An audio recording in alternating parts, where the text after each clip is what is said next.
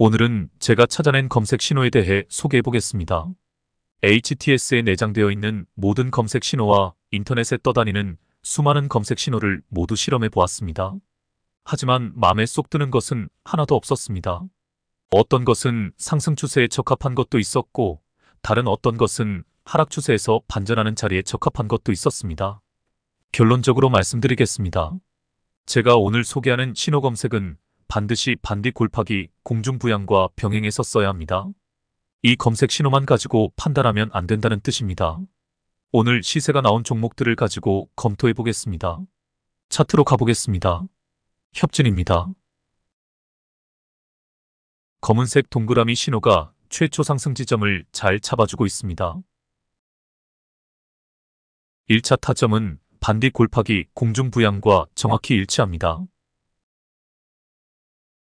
2차 타점은 공중부양선을 돌파하기 직전에 한 타임 앞에서 타점을 잡아주고 있습니다.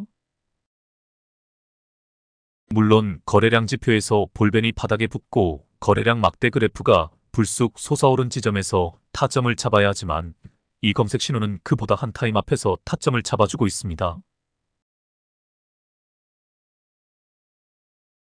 그리고 3차 타점도 정확히 잡아내고 있습니다.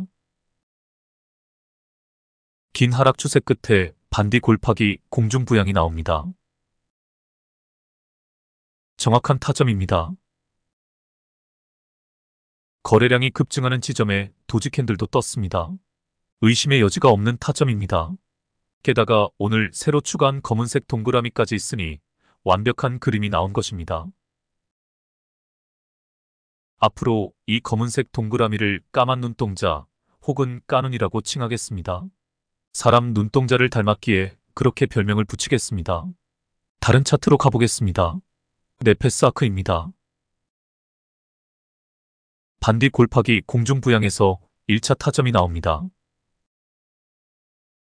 까누니까지 떴네요. 바로 이 부분입니다. 그 이후 상승 추세에서도 비교적 타점을 잘 잡아내고 있습니다. 하지만 정확하지는 않습니다. 상승 추세에서 까누니가 없다고 가정하고 제가 타점을 잡아보겠습니다. 보시는 것처럼 정확한 타점과는 일치하지 않습니다.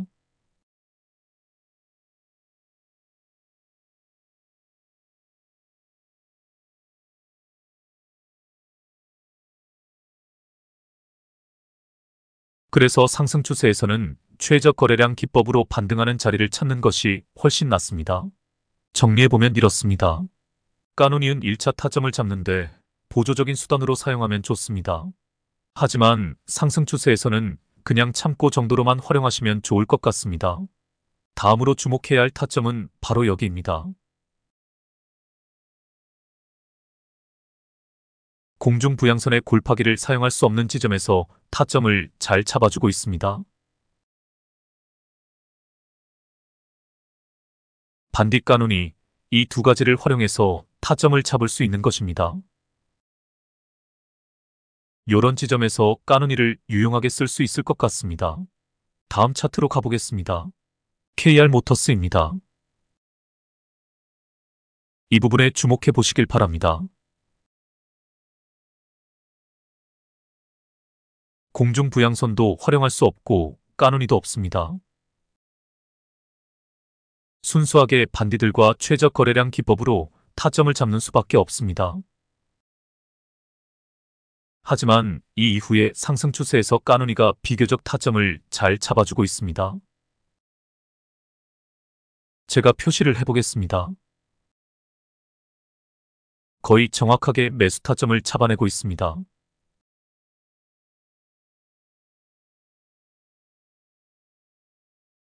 아직 저도 충분히 검증하지 못했지만 그런대로 쓸만한 검색 신호인 것은 분명한 것 같습니다. 이제 최근 상황을 보겠습니다. 여기서도 타점이 비교적 정확합니다. 제가 또 표시를 해보겠습니다. 사실 까누니가 없다면 거래량이 급등하는 시점에서 타점을 잡아야 합니다. 제 첫 번째 기법, 즉 바닥에서 최초 상승 타점 잡기 원칙에 따르면 그게 맞습니다.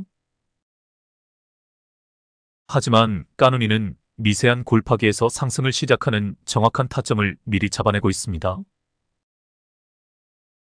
꽤 쓸만한 녀석임에 틀림이 없습니다. 실전에서 잘 활용해 보시길 바랍니다. 이후 상승하는 과정에서도 비교적 타점이 정확합니다. 그리고 오늘 급등이 나왔는데 까누니는 추가 상승을 예견하고 타점을 제시했습니다. 하지만 그 결과는 어떻게 될지 두고 봐야 할 것 같습니다. 조정이 심하게 나올지 추가 상승이 나올지 저도 모릅니다. 제가 선을 하나 그어보겠습니다. 이렇게 보니 까누니를 믿어볼 만하겠습니다.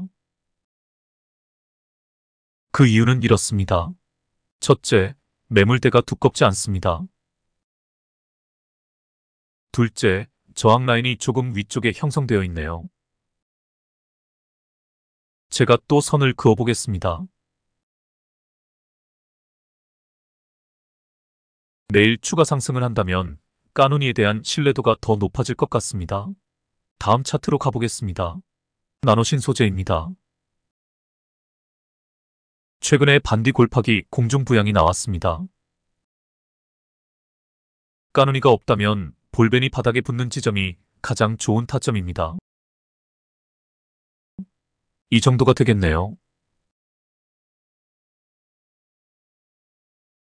하지만 까누니는 골파기가 시작되는 시점에서 일찌감치 타점을 잡아주고 있습니다. 그리고 정확하게 급등하기 직전, 즉 어제 다시 타점을 잡아주고 있습니다. 정말 이렇게 보니 꽤 쓸만한 녀석인 것 같습니다. 까누니의 특징이 하락 추세에서 반등하는 자리를 아주 잘 잡아준다는 것입니다. 다음 차트로 가보겠습니다. 필옵틱스입니다. 일단 차트 맨 앞쪽에 주목해 보시길 바랍니다. 그냥 눈으로 봐도 반디 골파기 공중부양 지점에서 까누니가 타점을 잘 잡아내고 있습니다. 하지만 두 번째 등장한 골파기에서는 까누니가 잘못된 타점에서 등장합니다. 반디 골파기 공중부양에서 타점을 잡고 까누니가 등장하는 윗꼬리 장대양봉에서 오히려 매도 타점을 잡아야 하는데 까누니가 완전히 착각을 해버렸습니다. 제가 올바른 타점을 표시해 보겠습니다. 이 정도가 될 것 같습니다. 볼벤이 바닥에 붙지는 않았으나 붙기 직전입니다. 이 녀석이 완벽하지 않다는 것을 증명해 줍니다. 그래서 무턱대고 이 녀석을 믿어서는 안 된다는 것을 각인해야 할 것 같습니다. 최근에 나온 반디 골파기 공중부양에서도 약간 타점이 틀렸습니다. 옳은 타점은 여기입니다. 그리고 그 이후에도 타점이 잘못되었습니다. 제가 올바른 타점을 표시해 보겠습니다. 최저 거래량 기법을 사용해야 올바른 타점이 나옵니다. 최저 거래량 뒤 양봉으로 타점을 잡아야 합니다. 사실 반디 골파기 공중부양 지점과 최저 거래량 기법만 마스터하면 신호 검색기 같은 거는 필요 없습니다. 그래서 저는 신호 검색기를 실전에서 사용하지 않습니다. 하지만 초보자분들이 요청이 많아 제가 이 까누니를 찾아낸 것입니다. 다시 정리해 보겠습니다. 까누니는 적절하게 활용하되 절대적으로 신뢰해서는 안 된다. 이것이 오늘의 결론입니다. 한 종목만 더 검토해보고 이 까누니 검색식을 알려드리겠습니다. 탑머티리얼입니다. 첫 번째 골파기 지점에서 비교적 정확하게 타점을 잡아내고 있습니다. 특히 이 지점에 눈여겨보시길 바랍니다. 과대 낙폭 이후에 반등하는 지점을 정확히 잡아냈습니다. 볼벤이 바닥에 붙기 딱 한 타이밍 전이네요. 기가 막힌 타점을 찾아냈습니다. 하지만 상승 추세에서는 타점이 맞는 것도 있고 틀린 것도 있습니다. 빨간 선 두 개는 올바른 타점입니다. 반등하는 자리가 맞습니다. 하지만 파란 선은 잘못된 타점입니다. 제가 선들을 지우고 최저 거래량 기법으로 타점을 다시 잡아보겠습니다. 최저 거래량 뒤 양봉입니다.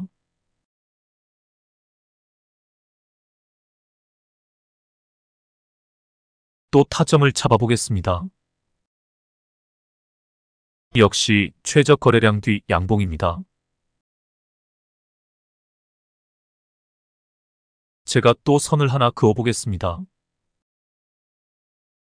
이 선이 무슨 선일까요? 그렇습니다. 저항 라인입니다. 어제도 이야기했지만 저항 라인에서 주가가 깔짝깔짝대고 있으면 매매를 하지 않은 것이 상책입니다. 한 방에 저항 라인을 힘차게 뚫어주는 시점을 기다려야 합니다. 최근에 골파기 지점에서는 까누니가 정확히 타점을 잡아내고 있네요.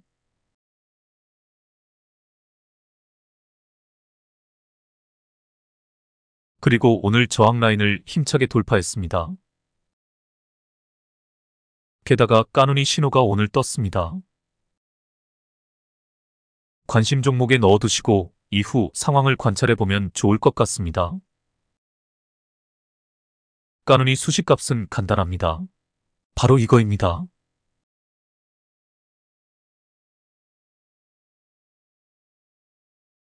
생각보다 간단하지요.